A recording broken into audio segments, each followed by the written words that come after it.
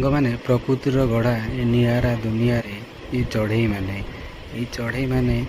2ରୁ 4 ଦିନ ହେଲାଣି ଠିକ୍ ମୁଁ ପୂଜା କରିବା ଟାଇମ୍ରେ ଆସି ପୂଜା ସ୍ଥାନରେ ବସି ଉଡ଼ିଯିବା ଏପଟ ସେପଟ ହେବା ହେଇ ତାପରେ କିଛି ସମୟ ବସି ଉଡ଼ି ଚାଲିଯିବା, ଏହା ମୁଁ ଜାଣିପାରୁନାହିଁ। ଆପଣମାନେ ଯଦି ଜାଣିପାରୁଛନ୍ତି କ'ଣ ପାଇଁ ଆସୁଛନ୍ତି ବୋଲି କମେଣ୍ଟ ମାଧ୍ୟମରେ ଜଣାନ୍ତୁ।